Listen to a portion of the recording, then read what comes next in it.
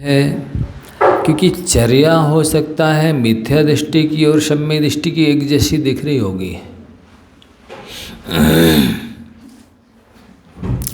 चर्या दोनों की एक जैसी दिख रही हो सकता उल्टी दिख रही हो कि सम्यक दृष्टि तो वो काम नहीं करता है मिथ्या दृष्टि, पर सम्यक दृष्टि कर रहा हो।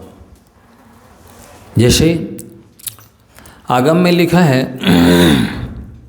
दोपहर में चर्चा हुई थी, पर एक बार फिर से आप सभी नहीं थे,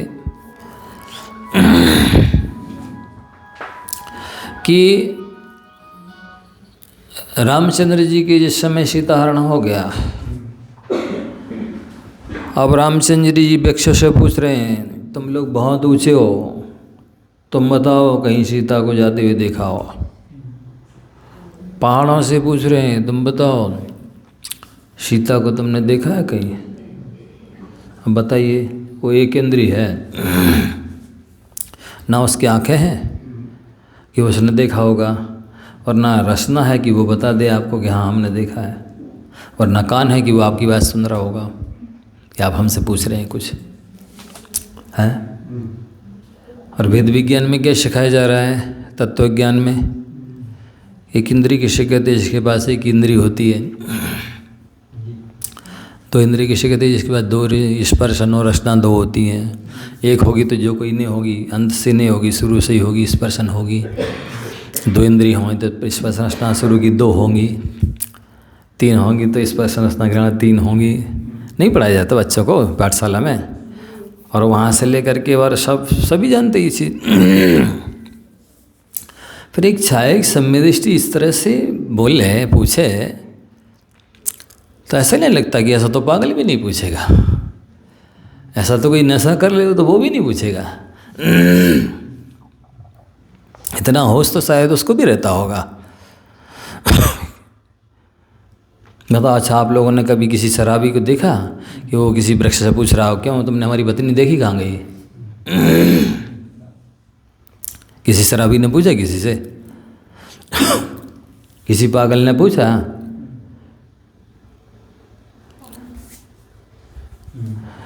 पागल भी नहीं पूछेगा, शराबी भी नहीं पूछेगा, बिना पढ़ा लिखा भी नहीं पूछेगा। जिसने जैन धर्म की ABCD नहीं पढ़ी है वो भी वृक्षों से नहीं पूछेगा कि अरे वो हमारी पत्नी पीछे रह गई है कि आगे निकल गई, क्यों तुम लोगों ने देखी, यहाँ से चली गई, निकल गई क्या? जिसने जैन धर्म की ABCD नहीं पढ़ी वो भी नहीं पूछेगा। अच्छा, ये सब में दृष्टि पूछ रहा है, वो भी सामान्य पुरुष नहीं है, महापुरुष है, सलाह का पुरुष है, बलभद्र पद के धारी है। अच्छा, शास्त्र में नहीं लिखा होता कि इच्छा एक सम्यक दृष्टि थे तो हमारा मान लेते। एक और लक्षण पढ़ाया जाता है कि जीवादि प्रयोजन भूत तत्व सर्ध तिन्माही विपर्यत्व है। मिथ्या दृष्टि जो जीवादि प्रयोजन भूत तत्व हैं उनकी विषय में उल्टी श्रद्धा रखता है। नहीं पढ़ा अच्छा ढाला में?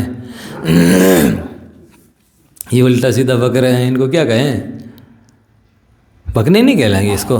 जब पहाड़ों से पूछ रहे हैं आप बहुत ऊंचे हो, आपने देखा होगा सीता कहाँ गई है, वृक्षों से पूछ रहे हैं तुम बताओ। और जब लक्ष्मण जी की मृत्यु हो गई तो कंधे पे टांगे घूम रहे हैं। आज तक रामचंद्र जी इन बलभद्रों के अलावा किसी व्यक्ति को देखा आपने कि मर्दे को 6 महीने तक टांग कर घूमा हो? बताओ। देखो तो कोई भी नहीं है। सुना है? किसका सुना है? आप शास्त्रों की नहीं, उनकी छोड़ दो, एक्सेप्शन वो रामचंद्र जी का, बलराम का छोड़ दो, अन्य का बताओ, तीसरे व्यक्ति का।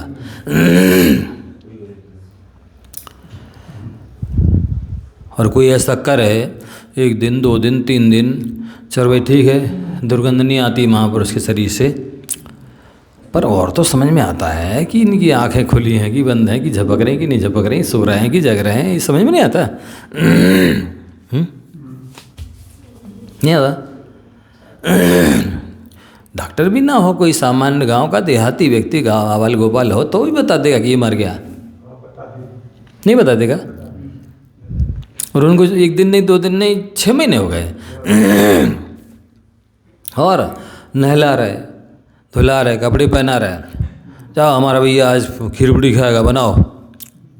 बन गई, लो बेटा लो खा लो। तुम तो ऐसे नाराज़ कभी नहीं होते थे जैसे नाराज़ हो गए। अब तो प्रसन्न हो जाओ, हम तुम्हारे चरण पैर पड़ रहे हैं, क्षमा मांग रहे हैं। क्या है ये? इसी को बोलते भेद विज्ञान। हाँ, यही सम्यक दृष्टि की पहचान है। क्या है ये? नहीं लिखा होता तो कोई मानने तैयार होता ये सम्यक दृष्टि है। लिखा है सो हम दम दे रहे, नहीं भी तो चाहे सम्यक दृष्टि थी, नहीं तो हम छह समय तक नहीं मानते हैं। जिसमें चल मलिन आगाड़ दोष लगते हैं वैसा सम्यक दृष्टि भी नहीं मानते। और लिखा है सो नहीं भी तो छह सम्यक दृष्टि थे। और सब खिला रहे पिला रहे।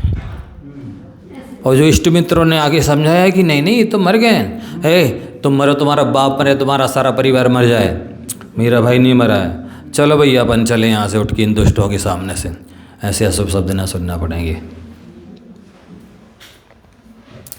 इष्ट मित्र हैं जो जिन्होंने सहयोग सीता को दिलाया एक प्रकार से। सुग्रीव है, नलिन है, हनुमान है, अंगद हैं, विभीषण हैं, अच्छे अच्छे जो इष्ट मित्र सहयोगी साथी, उनको ऐसा कह दिया तुम मरे, तुम्हारे बाप मरे, तुम्हारा परिवार मर जाए। ऐसा बोलना चाहिए शिक्षा एक सम्यक दृष्टि को। तो कैसे निर्णय करोगे कि ये सम्यक दृष्टि और ये मिथ्या दृष्टि है? निर्णय तो करना है ना। और इसमें ही अभी हम आपको रहस्य निकाल के बताते हैं।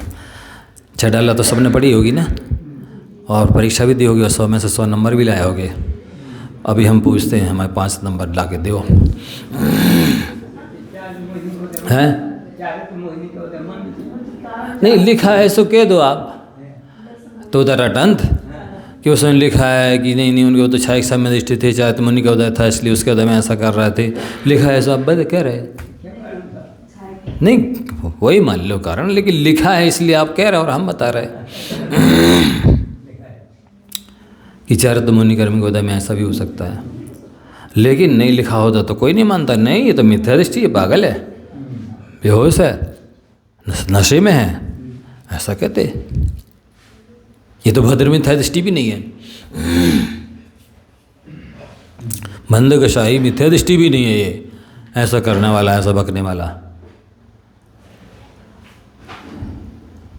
ऐसी ऐसी चर्याएं, चेष्टाएं, छह समय दृष्टि और अपने भाई के ऊपर चक्कर चला दे, हैं? कहाँ है अनुकंपा गुण? कहाँ प्रसंग गुण है? कहाँ आस्तिक है? कहाँ संवेग है? एक आध दिख रहा है? सर्वार सिद्धि में तो लिखा है तत् पूज्य स्वामी ने, प्रसम संवेग अनुकंपा आस्तिक अभिव्यक्ति लक्षणम प्रथमम। पहला सराग सम्यक दर्शन, इसमें 4 गुण प्रकट होते हैं, ऐसा कहा गया। और बीतराग सम्यक तो स्वरूप चरणम, स्वरूप में लीनता होती है बीतराग सम्यक दृष्टि के।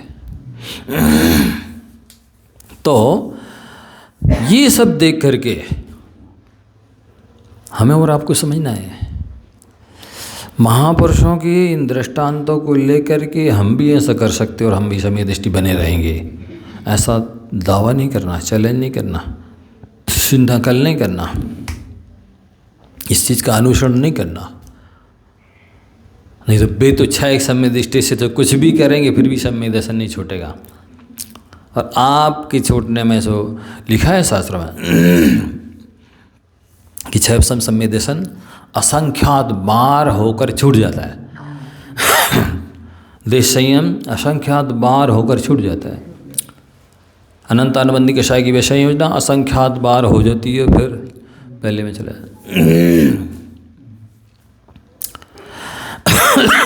तो असंख्यात बार क्या होता है, इसको हम काउंटिंग नहीं कर पा रहे। इतने बार हो गया है, हम तो वृद्धि बन गए, आप संतुष्ट हो जाए, हम तो पंचम गुण सारवृत्ति हैं, तो आप भ्रम में हैं। विवेकानंदवादी निश्चयभाषी लोग क्या करते हैं, हाँ हमको तो सम्यक दर्शन हो गया, आप तो अद्भुत के भीतर हमको मोक्ष जानी है। ये आचार्य नेमिचंद्र सिद्धांत चक्रवर्ती देव कर्मकांड में कह रहे हैं कि 5वां गुण स्थान भी आपने असंख्यात बार प्राप्त किया है और अनंतानुबंधी विषय कषाय की निश्चित कर दिया। सत्ता में नहीं रही क्योंकि उसको 21 कषाय रूप चेंज कर दिया, परिणमा दिया, मतलब बदल दिया। विषय को बोलते हैं अनंतानुबंधी कषाय की विषय योजना। बहुत गंभीरता से ली ना। असंख्यात बार लिखा है, 2-4 बार नहीं लिखा, 100,000 बार नहीं लिखा, काउंटलेस, असंख्यात बार। जिसको काउंटिंग न कर सके उसी का असंख्यात बार बोलते हैं। तो बिचौथे में वैसे तो दुर्लभ ही है, जब तक कोई सम्यक दर्शन के 25 दोष न डाले और सम्यक दर्शन के 8 अंगों को न पाले, सम्यक दर्शन होता है। भले 25 को 24 घंटे नहीं पालना पड़ता, लेकिन जिस समय जिस अंग की आवश्यकता है उस समय तो उस अंग का पालन होना आवश्यक है। नहीं कर रहा हो तो समझ लो एक भी नहीं है आपके पास। हड्डिया का एक सीध देखते कि सारे सीध को ऐसे मसल के देखते किससे सीज गए कि नहीं है। क्यों बहनों, एक ही सीध देखते हो ना और सबका मन लगा लेते, तो एक अंग नहीं पाल रहे, जब जरूरत पड़ी, इसका मतलब है कि एक भी नहीं है। ऐसा है। तो चराचेष्टा तो भिन्न भिन्न तरह की शास्त्रों में लिखी है कि मुनि महाराज अभव्य हैं, पहले गुणस्थान में है ही अभव्य। तो और वो इतनी क्षमता, इतनी शांति, इतनी मंदगसा है कि कोई खाल फाड़ दे और भूसा भर दे तो भी उप ना करें। ऐसे शांत स्वरूप में स्वरूपाचरण चारित हो गया, जैसे इनको शुद्धोपयोग में लीन हो गए हैं, ऐसे देखेंगे। पर वो अभव्य है।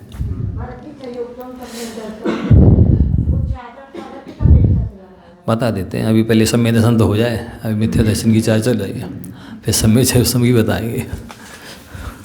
पहले सम्यक दर्शन तो हो जाए, अभी हम पूछ रहे 6 ढाला की प्रश्नोत्तरी, फिर बाद में उसमें चलिए कर्मकांड पे, इसी में तो पास हो जाओ पहले।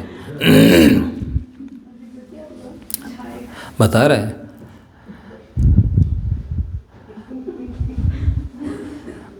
तो मतलब महापुरुषों के दृष्टांतों को लेकर के लोगों ने छल ग्रहण किया है। कुंद स्वामी को भी लिखना पड़ा, तमीयत विहत्तम दाई हम अपड़ो सब ही बेड़े यदि दाई जिपवानम चौके जी छलम न गे तब। 5वें नंबर की गाथा में लिख दिया, मैं उस एक विभक्त आत्मा को दिखाऊंगा, दिखा सकूँ तो प्रमाणित कर लेना, मान लेना, और नहीं दिखा पाऊँ तो छल ग्रहण नहीं करना। तो भी तो नहीं चुके लिखने में, लेकिन लोग फिर भी छल ग्रहण कर रहा है। नहीं, पांडवों ने जुआ खेला, कोई सम्यक दृष्टि जुआ खेल सकता है? सम्यक दृष्टि भले वृत्ति नहीं है, पर अन्याय और अवक्ष का त्यागी होता है। अन्याय नहीं करता, ये अन्याय है जुआ खेलना। अवक्ष भक्षण अनीति, अन्याय नीति, अवक्ष का भक्षण नहीं करता। ऐसा कैसे हो सकता है? जब वृत्ति नहीं है तो कैसा त्यागी? नहीं। आपसे पूछा जा रहा है, आप चश्मा लगाए हैं ना, चश्मा कितने नंबर का है? बोलते नंबर नहीं है। नंबर नहीं है तो चश्मा के साथ नहीं, 0 पावर का है। 0 पावर का भी चश्मा होता है? हाँ होता है। ऐसे ही चौथे गुण स्थान में अनुवृत्ति है? नहीं है। महावृत्ति है? नहीं है। तो कैसा वृत्ति? नहीं, व्रत तो है उसके पास में। अन्याय अवक्ष का त्यागी है, अनीति का त्यागी है। संकल्प तो नहीं है, लेकिन करता नहीं है। तो इनने कैसे किया? पांडवों ने कैसे जुआ खेला? तो आप पांडवों का यदि आचरण करना चाहते हैं, उनका चरित्र अनुसरण करना चाहते हैं, तो पूरा करो ABCD से लेकर Z तक, XYZ, शुरू से लेकर अंत तक पूरा उनका जीवन अपनाओ। उन्होंने जो जो किया, जुआ खेला, जंगल में रहे, अज्ञातवास में रहे, हैं, घोर महाभारत किया, और इसके बाद मुनि बन करके और फिर उपसर्ग सही, लोहे के गर्म आभूषण पहने और फिर भी चलायमान नहीं हुए। ऐसा सब करके दिखा देना, आप भी कर लो। महाराज चक्रवर्ती ने कैसे चक्र चलाया? ये तो है दिख रहा आपको चक्र चलाया, आप भी चला दो, हम मना नहीं कर रहा, लेकिन उनके जैसे अंतर मुहूर्त में केवल ज्ञान भी प्राप्त उत्पन्न करके दिखाना, चला दो। उनके जैसे अंतर मुहूर्त में केवल ज्ञान भी प्राप्त उत्पन्न कर क्या है दिखा देते। ये है सम्यक दृष्टिर भविति नीतम ज्ञान वैराग्य शक्ति। सम्यक दृष्टि के नियम से ज्ञान और वैराग्य की शक्ति होती है। चक्र चला दिया, जब भी 60,000 वर्ष में दिग्विजय करके लौटे तो क्या लिखते? वापिस आए, प्रथम तीर्थंकर भगवान ऋषभ देख कैलाश पर्वत पर विराजमान थे। सीधे वहाँ से पहले दर्शन करने पूजन करने गए। इतनी श्रद्धा भक्ति से विनय से वो करते हैं दर्शन, कहते हे भगवान मेरा हो भाग्य है, मुझे वितराग प्रभु के दर्शन हो रहे हैं, और मैंने जो 60,000 वर्षों में जो पाप बंद किया था, आपके दर्शन करने से क्षण भर में वो सब नष्ट हो गई। ऐसी आस्था, ऐसी श्रद्धा भक्ति, 60,000 वर्ष में कितने पाप बांधे होंगे, कितनी हिंसा की होगी, कितना असंयम हुआ होगा, एक बार के दर्शन करने से नष्ट हो गए। ऐसी आपकी श्रद्धा विशुद्ध एकाग्रता। हम तो पढ़ तो लेते हैं महाराज जी, जन्म जन्म कृतम पापम जन्म कोटि भारस्तम जन्म मृत्यु जरा रोग हन्नते जिन दर्शनाथ। गुरु और प्रभु के दर्शन करने से जन्म जन्म की बंधे, करोड़ों जन्मों के बंधे कर्म नष्ट हो जाते। पर क्या वाकई में है श्रद्धा कि मैं नहीं दर्शन करने जरूर जाऊंगा, करोड़ों जन्मों के पाप नष्ट होते हैं, आलस नहीं करूंगा, प्रमाद नहीं करूंगा, ये नहीं कहूँगा कि नहीं अब सभी तो कर आए थे, ठीक है अब यहीं कर ले रहा भक्ति। कोई परिस्थिति हो, बात अलग होती है, प्रमाद नहीं करेंगे। तो ऐसा ज्ञान, ऐसा बैराग, भरत जी घर में बैरागी, ऐसी संज्ञा आपने प्राप्त की, करके दिखाओ। ऐसे निर्लिप्त रहो, ऐसे विरक्त रहो, ऐसे अनासक्त रहो संसार शरीर से, भोगों से। तो शास्त्र में सब तरह के कथन है, लेकिन आपको अपना कल्याण करना है तो उत्कृष्ट उपदेश को आत्मसात करना होगा।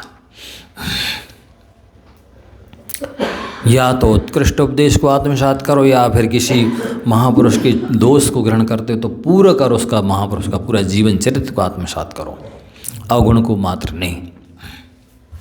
हम देखें ना, इसमें जैसे लिखा है मिथ्या दृष्टि क्या क्या मानता है, उसकी विपरीत मान्यता कैसी कैसी है। मैं सुखी दुखी में रंग राव, मेरे धन ग्रह गोधन प्रभाव, देखना मेरे सुत तीय में सबल दीन, बेरूप सबल मूरख प्रवीण। ध्यान से सुनो, इसमें लिखा है कि अपने को सिखी मानने वाला भी मिथ्या दृष्टि। ये मिथ्या दृष्टि की बताया जा रहा है ना स्वरूप, अपने को दुखी मानने वाला भी मिथ्या दृष्टि। अब बताओ सम्यक दृष्टि कौन है? सुखी मानोगे तो भी मिथ्या दृष्टि कहलाओगे, और दुखी मानोगे तो भी मिथ्या दृष्टि कहलाओगे। 100 में से 100 नंबर लाए हो ना, बताओ आप कौन बचा जो सम्यक दृष्टि बचेगा? इनने दोनों को ले लिया, मैं सुखी मैं दुखी, मैं रंग में राव। गरीब मानोगे अपने आप को तो मिथ्या दृष्टि, और धनवान मानोगे तो मिथ्या दृष्टि। अब सम्यक दृष्टि कौन बचा? महाराज चक्रवर्ती अच्छा करने का भी तो फिर भी सम्यक दृष्टि था। ये कह रहा है कि यदि आप अपने आप को धनवान मानोगे तो मिथ्या दृष्टि हो जाओगे, और गरीब मानोगे तो भी मिथ्या दृष्टि हो जाओगे।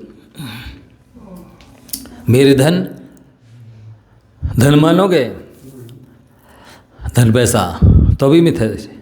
अथवा धन से गाय बैल भैंस ले लो, गोधन अलग लिए वैसे।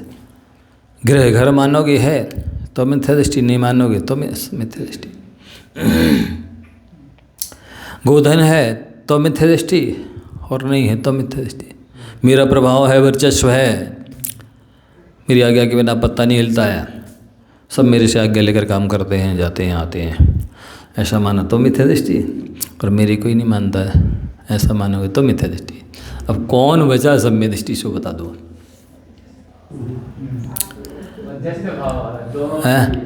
हैं मध्यस्थ भाव चौथे घन स्थान में हो जाएगा, हैं पहले में हो जाएगा कि मैं चौथे में हो जाएगा, कहाँ हो जाएगा? हैं बोलो, मध्यस्थ भाव चौथे में आ गया तो अब मुनि बनने की जरूरत ही नहीं है। मध्यस्थ भाव का मतलब समता भाव, तटस्थ भाव, ज्ञाय के भाव, शांति।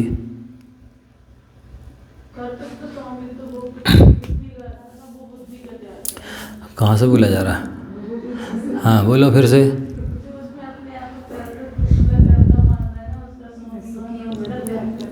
वही तो कह रहे, कर्तृत्व भोक्तृत्व स्वामित्व बुद्धि जिसके अंदर होती है वो मिथ्या दृष्टि होता है।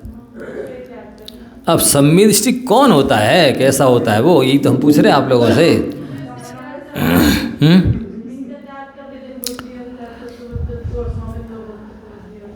कैसे त्याग करता है? घर से निकल जाता है तो कैसे पर्याय? पर्याय तो है ही, द्रव्य कौन मान रहा है? पर्याय तो है ही, द्रव्य कौन मान रहा है? सुनो, इसमें और भी दिया आगे, मेरे शुद्ध, मेरा पुत्र यदि क्या हो तो मिथ्या दृष्टि है, मेरा नहीं है तो मिथ्या दृष्टि।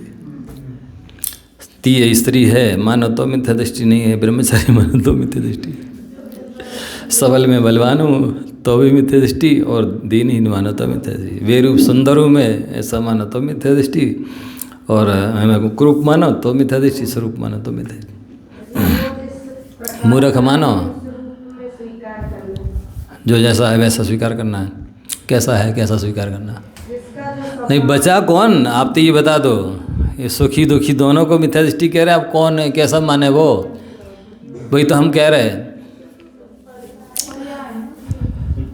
तो द्रव्य कौन मान रहा है? कैसा मान लेगा?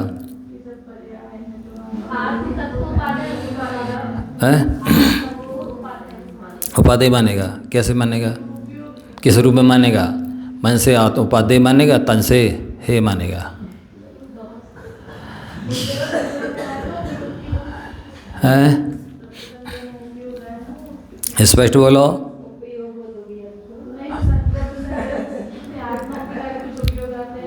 नहीं बिल्कुल नहीं जबरा, बिल्कुल नहीं गले उधरा, ये तो टेढ़ी खीर है। सुनो, इस सब के लिए नयों की आवश्यकता है। जब तक नए का ज्ञान नहीं होगा, आप चाहे ना तो इस विषय को 6 ढला पढ़ाने वाले ने खोला, ना पढ़ने वाले ने खोला, और सब 100 नंबर ले आए हैं, और दूसरी ढाल का ये एक प्रश्न का उत्तर नहीं दे रहा। ऐसे हम कई करेंगे अभी वैसे तो बनेंगे नहीं। नयों के ज्ञान की आवश्यकता है। उसको आपको पेन कापी लेकर के परिभाषाएं लिखनी चाहिए, याद करनी चाहिए। उसके आधार से घटेगा ये सारा, अन्यथा तो कोई चारा, कोई उपाय, कोई माध्यम साधन नहीं है कि आप इसको घटा सके। जैसा है वैसा तो कैसा है, किस रूप से कैसा माने, वो ही बताएगा नए कि इस नए से ऐसा मानो, इस नए से ऐसा मानो। बताएं उस विषय खोलें, नयों की चर्चा करें। सुनो, पर्याय पर्याय नहीं चले आओ, परिभाषा चाहिए हमको, ना पर्याय चाहिए, ना गुण चाहिए, ना द्रव्य चाहिए। नयों की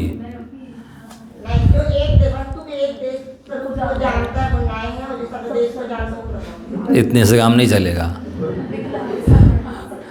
इतने से काम नहीं चलेगा।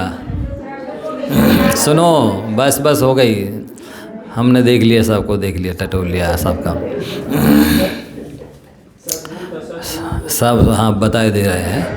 अब बताते हैं, सुनो, गंभीरता से लेना है, बहुत महत्वपूर्ण विषय है। आप लोगों को 0 मिला है 6 ढाला में।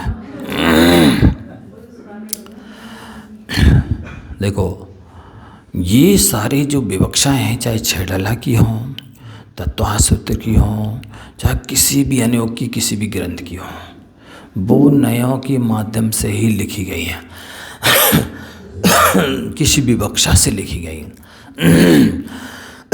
किसी अपेक्षा से लिखी गई, किसी अभिप्राय से दृष्टिकोण से लिखी गई। बिना अभिप्राय के, बिना दृष्टिकोण के ना कोई कथन सत्य होता है ना झूठ होता है। किसी से कहते आप मूर्ख हो, मूर्ख कैसे हो गया? जीव का स्वभाव तो ज्ञान है, जानना देखना है। चेतन को अभी रूप आप ही कह रहे हैं, अभी कैसे मूर्ख कह रहे हो? अरे भाई, दूसरे की अपेक्षा आप मूर्ख हो, अथवा आपके पास अवधि ज्ञान, मना प्राय ज्ञान, केवल ज्ञान नहीं, इस अपेक्षा से मूर्ख हो। समझ रहे? तो ये मूर्ख शब्द बोला वो अपेक्षा से सही है, सर्वथा ना सही है ना गलत है। समझ रहे? आप तो गधा हो,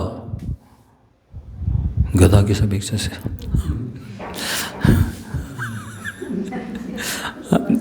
सुनो, आचार्य महाराज ने दो तरह से घटाया मुखमाटी में। गदम हंतीति गधा, गद मान रोग, उसको जो दूर करता है वैद्य या डॉक्टर, उसको गधा बोलते हैं। वैद्य डॉक्टर को गधा बोलते हैं। हाँ सुनो वैद्य लोगों, सुन लो पहले पूरी व्याख्या। वही कह रहे कि गद मन रोग, हाँ धातु, हन धातु है नष्ट करने अर्थ में, अथवा उहाक त्यागे धातु है त्याग करने अर्थ में व्याकरण में। तो उस गदम रोगम हंति इति गधा, वो जो प्रचलित गधा है वो नहीं, रोग को नष्ट करने वाला। वैद्यों को बुरा लग रहा। तो कुछ भी शब्द बोला जाए, आप तो बहुत ज्ञानी हैं। कहाँ से ज्ञानी हुए? अभी केवल ज्ञान हुआ नहीं, अवधि ज्ञान हुआ नहीं, मनावर ज्ञान हुआ नहीं, कैसे ज्ञानी? नहीं, अन्य की अपेक्षा आपको काफ़ी ज्ञान है। ज्ञानी कह दिया, अपेक्षा लगानी पड़ी ना, 6 समझ जाता है। तो ये सारे कथन नयों के माध्यम से लिखे गए हैं, दृष्टिकोण से लिखे गए हैं, वो नहीं लगाओगे तो सब कुछ भी नहीं घटा सकोगे। ना भी सही है ना गलत है, कैसे लगाना है? अत्यंत निषिद्ध धारम दुरासदम जिनवर शनय चक्रम खंड्यति धार्य माणम मूर्धानम झटिति दुर्विदग्धानाम। पुरुषार्थ सिद्धि उपाय में आचार्य अमृतचंद देव ने 68 या 69 नंबर की कारिका होगी ये, लिखा है नयों का चक्र अत्यंत पैनी धार वाला है। चक्र का अर्थ सुदर्शन चक्र भी होता है, कुंभकार का चक्र भी होता है, और चक्र का समूह भी होता है, सिद्ध चक्र। चक्र के अनेक अर्थ है। तो ये नयों का चक्र माना नयों का समूह रूपी चक्र बहुत पैनी धार वाला है। इसको जो चलाना नहीं जानता है, तो जैसे सुदर्शन चक्र को कोई चलाना नहीं जानता और चलाता है तो स्वयं अपनी गर्दन काट लेता है। ऐसे ही इन शास्त्रों में जो विवक्षाएँ हैं, अपेक्षाएं हैं, दृष्टिकोण हैं, नए हैं, उनको जो नहीं जानता है वो दूसरों का तो अकल्याण करेगा ही, स्वयं का भी अकल्याण कर लेता है, अथवा स्वयं के साथ साथ अनेकों का कल्याण कर देता है। स्थिति ये है, आज तो वो 15 दिन के शिविर में गए और आके पाठशाला पढ़ाने लगे। हम जो कह रहे हैं वही सही है। बताइए, ना उनने 4 अनुयोग पढ़े, ना नए पढ़े, ना निक्षेप पढ़े, ना प्राण पढ़े, ना कुछ भी नहीं पढ़ा, और वो के दम दे रहे हम जो कह रहे हैं वही सही है। और जो आचार्य नेमिचंद सिद्धांत चक्रवर्ती देव के लिख रहे जावदिया वैणवाह तावदिया होंति नयवादा, जावदिया नयवादा तावदिया होंति पर समया, जितने वचन के प्रवाह हैं, पथ हैं, उतने नए हैं। जितने वचन हैं उतने नए हैं। आप सोचिए। और जावदिया नवादा तावदिया होंदी पर समया। और मिथ्या दृष्टियों के भी कितने भेद। कहते जितने उनकी धारणाएं हैं एकांत, उतने मिथ्या दृष्टियों के भेद। जावदिया नवादा, जितने वो नए हैं एकांत नए। निरपेक्षा नया मिथ्या, सापेक्षा तेतु अर्थकृत। जो नए निरपेक्ष होते हैं वे मिथ्या होते हैं, जो नए सापेक्ष होते हैं वे सम्यक होते हैं। क्या मतलब? एक नए दूसरे नए की अपेक्षा रखता है। निश्चय नए व्यवहार नए की अपेक्षा रखता है, व्यवहार नए निश्चय की अपेक्षा रखता है, तो भी दोनों सम्यक होते हैं। और यदि वे एक दूसरे की अपेक्षा न रखें तो दोनों ही मिथ्या होते हैं। पूज्यपाद ने सर्वासिद्धि में दृष्टांत दिया है कि जैसे एक धागा यदि दूसरे धागे की अपेक्षा न रखे तो वो कपड़ा बना ही नहीं सकता, बन नहीं सकता कपड़ा। एक धागे ने दूसरे धागे का सहारा लिया, आलम्बन लिया है, महत्व दिया है एक दूसरे को, तब वो कपड़ा बना है। अकेले तंतु क्या कर लेगा? उन्होंने कहा नहीं, अकेले तंतु भी तो कम है। तब भाई हम जो कहना चाह रहे हैं कि अकेला तंतु कपड़े का काम नहीं कर सकता, सिलने का कर दे बात अलग है। इसी तरह से अकेला क्या कर लेगा तो मिथ्यात्व का पोषण कर देगा, बात अलग है। कि अकेला नए वस्तु स्वरूप का प्रतिपादन नहीं कर सकता है। ये है जैसे एक पंख से पक्षी उड़ नहीं सकता, एक पैर से व्यक्ति चल नहीं सकता, एक पहिया से बैलगाड़ी चल नहीं सकती है, एक हाथ से कोई व्यक्ति नदी में तैर नहीं सकता। दोनों चाहिए,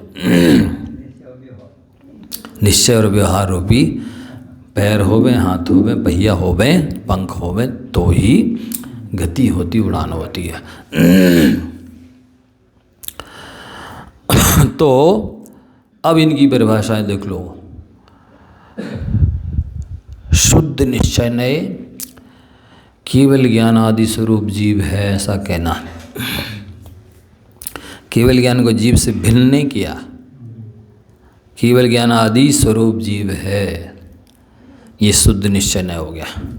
और जीव का केवल ज्ञान ये अशुद्ध निश्चय नय हो गया। भेद कर दिए ना। जीव का के की रा रे री जहाँ पर आ जाती है वो संबंध बताती है। उसका उसकी उसके, मेरा मेरी मेरे, ये संबंध बताते हैं। वस्तुतः अशुद्ध निश्चय नय शुद्ध निश्चय नय की दृष्टि में व्यवहार ही है, और व्यवहार नय की दृष्टि में अशुद्ध निश्चय नय भी निश्चय नय है। तो ये अशुद्ध और शुद्ध की परिभाषा हो गई। अब आगे चलते हैं। शुद्ध निश्चय नय, अशुद्ध निश्चय नय। अब निश्चय नय और व्यवहार नय की परिभाषा अलग होगी। जो वस्तु जैसी है उसको वैसा ही बताना। पहली बार सुन रहे होंगे तो थोड़ा कठिन लग सकता है, लेकिन दृष्टांत बहुत सारे देंगे, चिंता नहीं करना। लेकिन विषय है बहुत महत्वपूर्ण है।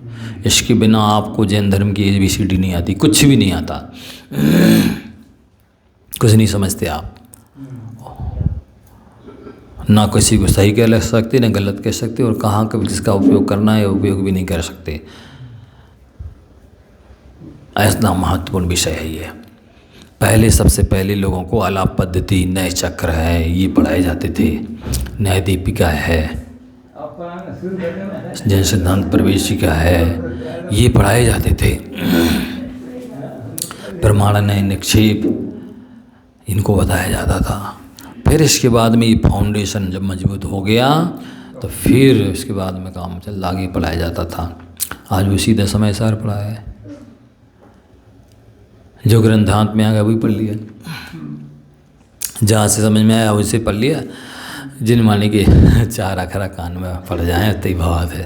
अरे क्या है ये, है किस अपेक्षा से कौन सा कथन किया जा रहा है, कुछ भी पता नहीं है। ये अभी भी चल रहा है कई जगह। किसी किसी का है स्वाध्याय के नियम, तो भी ऐसी कोई भी ग्रंथ जो हाथ में आ गया कहीं से भी खोल लिया, कोई भी 4 पंक्तियाँ पढ़ी, हो गया हमारा स्वाध्याय। क्या लिखा है, किसके लिए लिखा है, कौन से अनुग का ग्रंथ है, ना अनुयोग मालूम है, कौन से गुणस्थान की चर्चा है, ना गुणस्थान मालूम है, किस अपेक्षा से कहा है, वो किस परिस्थिति में लिखा गया है, किसके लिए लिखा गया है, कुछ नहीं पढ़ लिया, हमारा स्वाध्याय हो गया। और कई सो और सब करा लो धर्म के नाम पर, स्वाध्याय करने की नहीं कहना। तुम अनंत काल तक भी ऐसे ही भटकते रहोगे, अनादि से भटक रहे हो और भटकते रहोगे आगे भी। कल्याण करना चाहते हो तो स्वाध्याय अवश्य सुनो और करो। मोबाइल से नहीं कभी विद्वान बनोगे, केवल प्रवचन सुनने वाला विद्वान नहीं बनता कभी भी। स्वयं सगी आँखों से लिखना, पढ़ना, याद करना होता है, तब कहीं कोई विद्वान बनता है। जिस विषय को पढ़ाया जाना है पहले से पढ़ के आइए, यहाँ ध्यान से सुनिए, जाकर फिर पढ़िए, तब कहीं वो विषय समझ में आता है, सेट होता है। कुछ नहीं, यूं ही चल रहा है, जितना चल रही उतनी बहुत है। तो एक वस्तु विषयो निश्चया, जो एक ही वस्तु का कथन करता है वो निश्चय है, और भेद वस्तु विषयो व्यवहार, भेद करके कथन करने वाला व्यवहार होता, अथवा शुद्ध स्वरूप का कथन करने वाला निश्चय, अशुद्ध स्वरूप का कथन करने वाला व्यवहार। स्वाश्रित कथन करने वाला निश्चय, पराश्रित में कथन करने वाला व्यवहार। अभी समझाएंगे, दर्शान देंगे बहुत सारे है। प्रमाण, प्रमाण सकलादिशु प्रमाणाधीना। पूड़ी बोल दिया ये प्रमाण हो गया, और ग्रास बोल दिया ये नहीं हो गया। देखो ये चाहे बरेदी हो और चाहे कोई दुकानदार हो, आवाल गोपाल नयों का उपयोग तो करते हैं, पर भी जानते नहीं है कि हम क्या कर रहे हैं उपयोग। देखिए दृष्टांत से समझिए,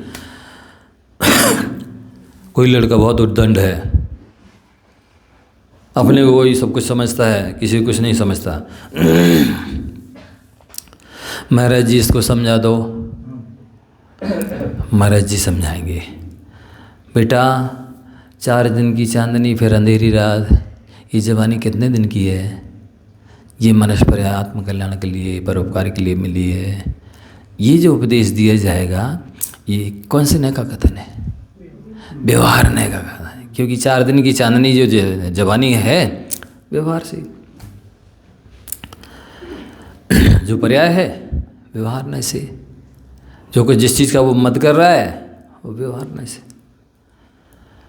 आलम लेके समझा दिया, वो समझ गया, और ना उसको पता है कि कौन से नए से इन्होंने समझाया है, हम किस नए से समझ गए हैं, उपयोग होता है।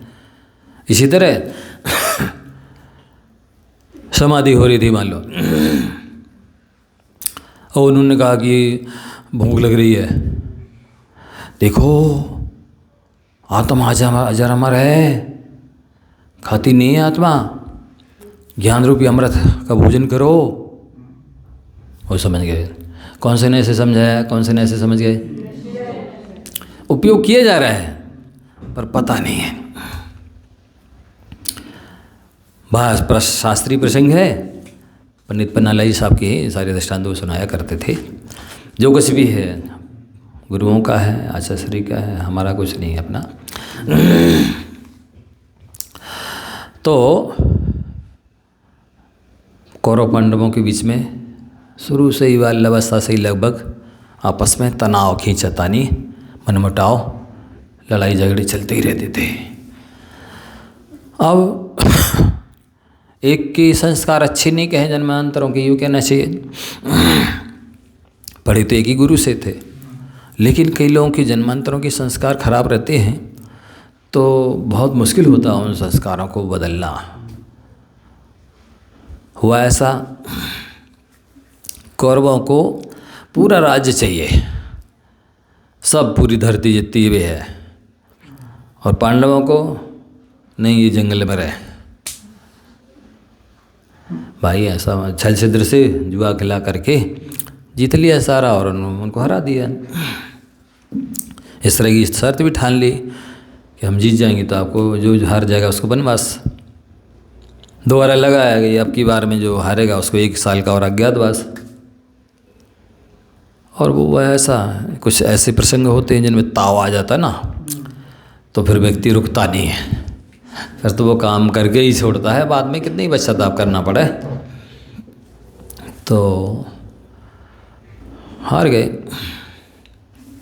सब कुछ दाव पे लगा दिया, सारे भाइयों को भी लगा दिया, पत्नी को भी लगा दिया, खुद को भी लगा दिया। हाँ, अब कुछ देने को तैयार नहीं है। और वनवास भी हो गया, अज्ञातवास हो गया, इसके बाद भी देने तैयार नहीं। 5 गांव दे दो। श्री कृष्ण जी गए इनकी तरफ से शांति दूत बन करके पांडवों की तरफ से, भाई आपके ही भाई लोग हैं, बाकी राज्य आप ले लो, 5 गांव तो दे दो 5 भाइयों को। नहीं, हम बिल्कुल नहीं देंगे। तो शासन इनको बंदी बना लो। बहुत पांडवों का पक्ष लेते हैं। श्री कृष्ण जी ने अपना प्राण रूप दिखाया। तुम क्या समझते हो, तुम किस खेत की मूली हो, हम तुम सब मालूमोली हो, हम जड़ से उखाड़ देंगे, तुम्हारा नामो निशान मिटा देंगे, मिट्टी में मिला देंगे। डराया धमकाया, आखिरकार नहीं समझे, नहीं माने, और फिर युद्ध की तैयारी हो गई। कुरुक्षेत्र में दोनों सामने सामने सेनाएं आगे डट गई। अब परिचय पूछा, ये जो सामने योद्धा खड़े हैं इनका परिचय दीजिए। अर्जुन पूछते हैं श्री कृष्ण जी से, हाँ ये जो सामने खड़े हैं ये तुम्हारे गुरु द्रोणाचार्य हैं, ये भीष्म पितामह हैं, ये दुर्योधन, ये दुशासन, सारे योद्धाओं का परिचय दे दिया। उन धनुष बाण उठाया और नीचे डाल दिया। हमको नहीं युद्ध करना, वापस चलो। जिनकी गोद में खेले हैं हम, ऐसे भीष्म पितामह समय के साथ हम युद्ध करेंगे? जिन्होंने मुझे पढ़ाया है, योग बनाया है, उन गुरु के साथ मैं युद्ध करूँगा? हम नहीं युद्ध कर सकते। ये तो मेरे उपकारी जन हैं, पूज्य पुरुष हैं, आत्मीय जन हैं, इनके साथ युद्ध नहीं हो सकता। अब श्री कृष्ण जी उपदेश देते हैं, नैनम छिन्दन्ति शस्त्राणि नैनम दहति पावका नैव क्लेदयन्ति आपो नैव शोषति मारुता। हे पार्थ, ये जो महापुरुष दिख रहे हैं योद्धा, इनकी आत्मा अजर-अमर है। ये अग्नि से, शस्त्रों से कट नहीं सकती है, अग्नि से जल नहीं सकती है, पानी में भीग नहीं सकती है, इनकी आत्मा अजर-अमर है। और लंबा उपदेश उन्होंने दे दिया। शांति मतलब ऐसा महाभारत का वो प्रसंग है, बिल्कुल समय सार जैसा मिलता है। तो ठीक है, उसको सत्य मान लें। जब समय सार से मिल रहा है, बोलो मिल रहा है, सेम समय सार जैसा उपदेश है उसमें, शांति पर्व में, भगवद गीता में। जब सेम उपदेश है तो उसको भी सत्य मान लेना चाहिए ना? नहीं है सत्य। क्यों नहीं है, वो रहस्य मैं बताता हूँ। यहाँ समय सार के उपदेश का लक्ष्य है आत्मस्वरूप में लीन करना, और वहाँ समय सार के उपदेश का है आपको युद्ध के लिए तैयार करना। क्या श्री कृष्ण जी का उद्देश्य क्या है? अर्जुन युद्ध के लिए तैयार हो जाए। समय सार का उपदेश दे करके युद्ध के लिए तैयार किया जा रहा है। और यहाँ पर समय सार का उपदेश दे करके आपको सब कुछ छोड़ छाड़ करके आत्मस्वरूप में लीन होने के लिए प्रेरित किया जा रहा है। इसलिए ये सही है और वो सेम होते हुए भी वो गलत, ये सही। ये है किसी के पास कसौटी, थर्मामीटर, वो ये कह सके नहीं ये गलत है उपदेश और ये सही है हमारा समय सार? नहीं कह सकता।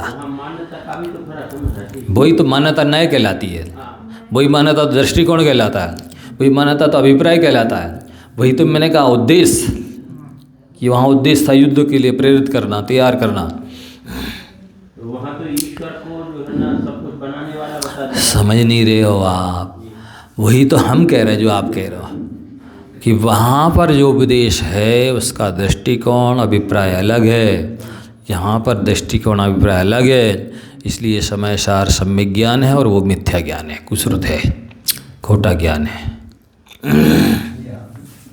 सेम होते हुए भी, एक जैसी गाथाएं होते हुए, यही तो शास्त्र में सार में लिखा कि आत्मा शस्त्रों से नहीं कटती, अग्नि में नहीं जलती है, पानी में नहीं भीगती है, हवा में नहीं सूखती है। यही तो लिखा है समाचार में। ऐसे और 100-200 ग्रंथ, 50 ग्रंथ होंगे, उसमें श्लोक होंगे। तो यही उपदेश दिया है आत्मा का। जैसा आत्मा रस से रहित है, गंध से रहित, वर्ण से रहित है, स्पर्श से रहित है, काले पीली नीली लाल सफ़ेद नहीं है, ये सब बताया है और ये इस समय सारा में बताया। लेकिन हम उसको क्यों नहीं पढ़ सकते हैं, उसकी पूजा क्यों नहीं कर सकते हैं, उसका उपदेश क्यों नहीं मान सकते हैं? क्योंकि वो हिंसा के लिए प्रेरित किया गया है, उसका अभिप्राय खोटा है। इसलिए आपको पहचान नहीं, वही तो समय सार है, वही तो कुंद स्वामी ने लिखा। कहाँ से प्रकाशित है, उसमें विशेषार्थ भावार्थ में क्या अपनी तरफ से लिख दिया गया है, अब वो ही नहीं रहा। भले नाम समय सार लिखा है, भले कुंद स्वामी द्वारा उसके लेखक हैं लिखा हुआ है, लेकिन अब वो ही नहीं रहा। बे आदिनाथ बे 24 तीर्थंकर हैं, लेकिन अब बे ही नहीं रहे, पूज नहीं रहे, हम नहीं जाएंगे। क्यों? उनका उद्देश्य एकांतवाद का पोषण करना है, असंयम का पोषण करना है, इसलिए हम उसका समर्थन नहीं करेंगे। ये परीक्षा की कहाँ कसौटी है, किसी के पास ही सामर्थ्य कहाँ है? ये तो समय से सब एक ही, हमें तो प्रवचन सुनने की शौक है, यहाँ नहीं मिल रहे तो सब वहाँ चले गए। आचार्य पूज्यपाद स्वामी ने इसमें ईरपद भक्ति में बहुत अच्छा श्लोक लिखा है। जन्मोन्मार्जम भजतु भवता पाद पद्मम न लभ्यम तच्चे स्वैरम चरतु न चदुर देवताम सेवताम सा। हाँ, भजतु न चदुर देवताम सेवताम सा अस्नात्यन्नम यदि सुलभम दुर्लभम चेन्मधास्ते क्षुद्व्यावृत्ते कवलेति का कालकूटम बुभुक्षु। कितनी बड़ी बात लिखी है कि किसी को संसार समुद्र को सुखाना है, आत्मकल्याण करना है, पापों का नाश करना है, पुण्य बंद करना है, तो बीतराग भगवान के चरणों की, श्री चरणों की सेवा पूजा भक्ति दर्शन करो। और बीतराग सर्वज्ञ हितोपदेशी प्रभु ना मिले तो तच्चे स्वैरम चरतु। आपको जो अच्छा लगे कि हमें भाव पूजा करना है, कि ध्यान करना है, कि जाप करना है, सो कर लो, लेकिन दुर्देवताम न सेवताम।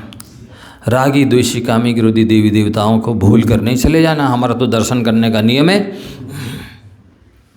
पूजन करने का नियम है, हम वहीं जाकर के पार्षणांत स्तुति कर लेंगे, पढ़ लेंगे।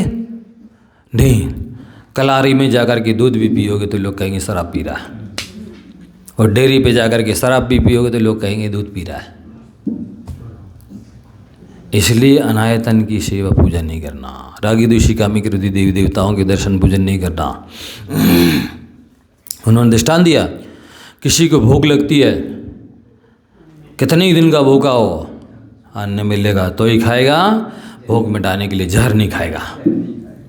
जब आप भूख मिटाने के लिए जहर नहीं खाते हैं तो संसार का नाश करने के लिए भी रागी द्वेषी कामी क्रोधी देवी देवताओं को नहीं पूजोगे, रागी द्वेषी देवी देवताओं के द्वारा लिखे गए शास्त्र नहीं पढ़ोगे,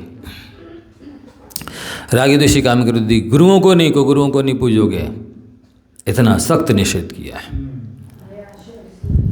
भय से, आशा से, स्नेह से, लोभ से कुदेवांगम लिंगे नाम प्रणामम विनयम से न कुरु शुद्ध दृष्टिया। भय से भी नहीं, आशा से भी नहीं, स्नेह से भी नहीं, लोभ से भी नहीं। देव शास्त्र गुरु, जो बीतराग देव शास्त्र गुरु है, उनकी पहचान आपको करा रहे हैं कि कौन सच्चा है।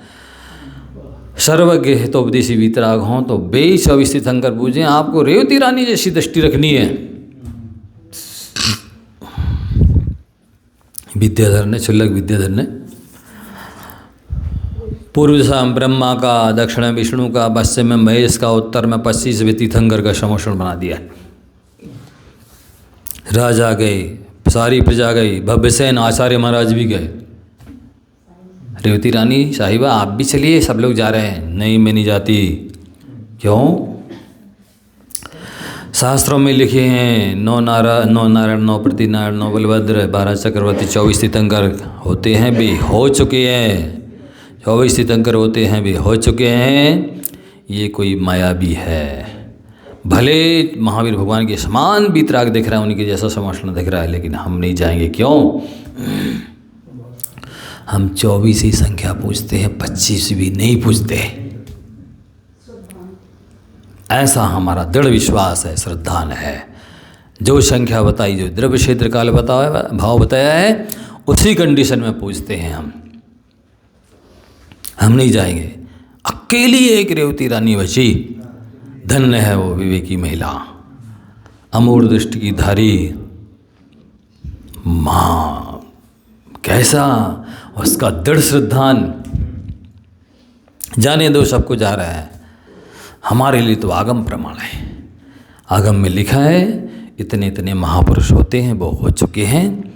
हम नहीं मानेंगे, हम नहीं। वैसे भी हम ब्रह्मा विष्णु महेश को भीतराग सर्वज्ञ हितोपदेशी भगवान की तरह नहीं मानते, इसलिए उनकी पूजा भक्ति दर्शन करेंगे नहीं, और हम तो देखने भी नहीं जाएंगे, क्योंकि वो हो चुके हैं। ये कोई मायावी की करतूत है। तो ये ज्ञान नहीं आज लोगों को, इसलिए बह रहे, भटक रहे यहाँ के वहाँ, जो कोई पंथ अपना लेते हैं। ये सम्मोर्छन की तरह पनप रहे आए दिन। महावीर भगवान का मत परफेक्ट नहीं था, पर्याप्त नहीं था, संपूर्ण सर्वांगीण नहीं था, जो नए नए पंथों को जन्म देने की आवश्यकता पड़ी। उनको यही नहीं पता कि चैत्यालय किसे कहते हैं। जिसमें चैत्य होता है उसको चैत्यालय बोलते हैं। चैत्य माने भगवान होता है, भगवान की प्रतिमा होता है। जिसमें केवल शास्त्र होते हैं उसको लाइब्रेरी बोलते हैं, ग्रंथालय बोलते हैं, उसको चैत्यालय नहीं बोलते।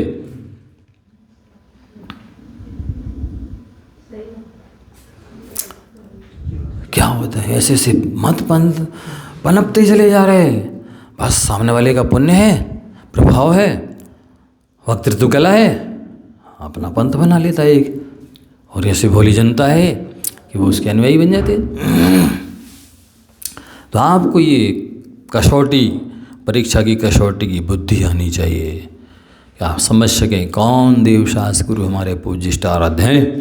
और दूसरे दिन वही रेवती रानी, एक छुल्लक जी, उन्होंने ऐसे छुल्लक या मुनि का वेश बनाया, छुल्लक का, रोकना है, बीमार हैं। वहीं रानी के रणवास के किनारे से गए जा रहे थे, गिर गए। रानी ने सुना मैले को चले हैं, बीमार, दुर्गंध बह रही है, फिर भी उठाया विनय से, ये आयतन है। हाँ, ले गई, सेवा की, उनका ट्रीटमेंट, इलाज किया, भैयावृत्ति की औषधि दान दिया, आहार करके उपवन कर दिया। हाय, अपनी गलती स्वीकार करी, मुझसे कोई अनर्थ हो गया, गलती हो गई, कोई हमने अनिष्ट भोजन करा दिया, सारी सफाई की। उधर छुल्लक जी के लिए इतनी सेवा भक्ति करी जा रही भैयावृत्ति, वहाँ साक्षात तीर्थंकर का समोषण लगा है, फिर भी नहीं गई। ये है आगम की वचनों पर श्रद्धान। शास्त्र में जो जो लिखा वो हमें सर्व श्रोधार्य है, मान्य है। शास्त्र के बाहर एक अक्षर भी हम नहीं मानेंगे। समय हो गया, आगे की चर्चा आगे करेंगे। जा वाणी के ज्ञान ते